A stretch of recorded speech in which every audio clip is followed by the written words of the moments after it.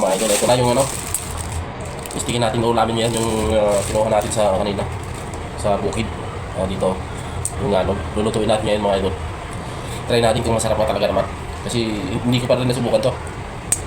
Napapanood ko lang din at natatanong sa mga ibang ano, na talaga nakikita ko kasi sa palengke dito. Meron ito. Kaya ngayon, ulamin natin, itatry natin mga idol.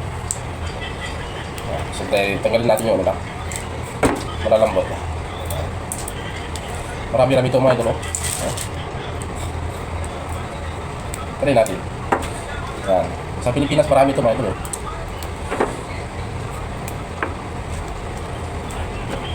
Ano natin. Igigisa natin yung simple lang na ulam. Pero parang pwede lahat eh, kasi kahit malalaki lang lambot eh. Masarap siguro to, yung kahit yung mga ano niya. Parang gusto ko rin kunin, malambot naman. Kaya mga ito, try natin. Pwede yan. Mas challenge nga yan, yung buong-buo. Ano? Ano na ba yun? Ang dami nito.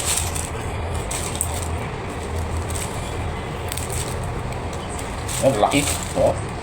Sabi ko, mas challenge ka kung buo-buo ganyan. Try natin. Dahil Ilocano tayo, marami tayong ano, mahilig tayo sa gulay na exotic. Kahit anong gulay yan, kinakain namin mga Ilocano. Walang pili.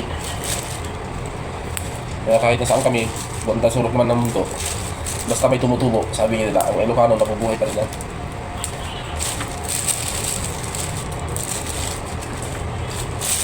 Sama lang yan kasi baka hindi natin maubos mga ito. Okay na yan. Kaya mga idol, abangan nyo, lutuin natin. Tignan nyo mga idol, paano natin lutuin. Nagigisa tayo, kaya may mantika na yung natin. Lagay tayo ng bawang, siyempre.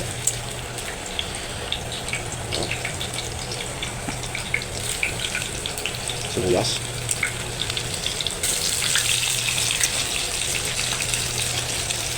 Siyempre, megos natin. Nang mamulang yung natin, mga idol.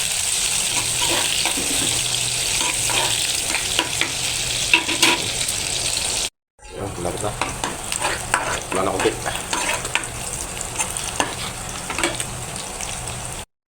Mga idol.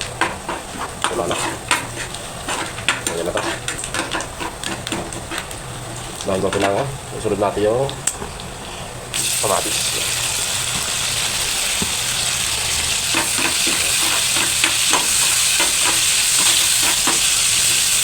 Ang gala siyempre mga idol, yung ulam Ilocano din. Walang maraming sahog. Yan ang ulang natural. Yan mga idol.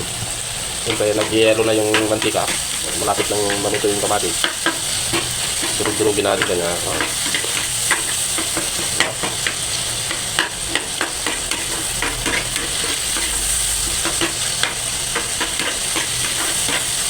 Yan ang simpleng ulam natin mga idol. Hindi ba natin kailangan yung masarap na ulam. Kailangan lang natin makontento kung anong meron. Hindi naman importante yung araw-araw masarap ulam mo. Araw-araw masarap ulam mo mga idol, pero yung katawan mo naman, araw-araw mo naman problema yung sakit mo. Kahit anong ulam mo na simple lang, kung yung katawan mo malusog lang, yun ang mahalaga doon mga idol. So marunong ka na makontento, yan, sapat na yun. Mga sekreto ng taong ligit. Siyempre mga idol, dahil naluto na yung niya, ilalagay na natin yung gulay natin. Ayan sarap lang.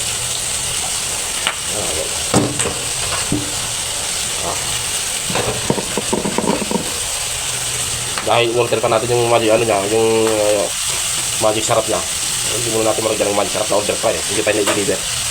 Asin lang muna mga ito.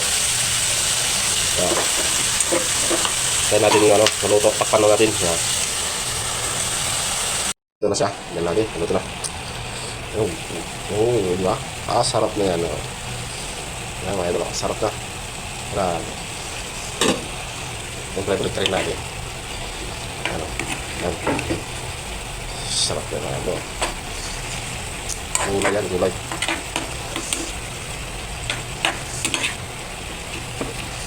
Kaya pag nakakita kayo sa yan, ganitong damo, lutuin nyo na. Sarap niya. Yan, dito na lang mga idol. Ito yung luto ng ano, ng damo na kinuha ko sa bukid dito sa Saudi. Titikman na natin mga idol. Kain na tayo. Yan. Tayo mga idol, ito na. Yan o. Masarap di ba? O. Gulay. Kain na tayo. Mainit-init pa yan. Sarap yan.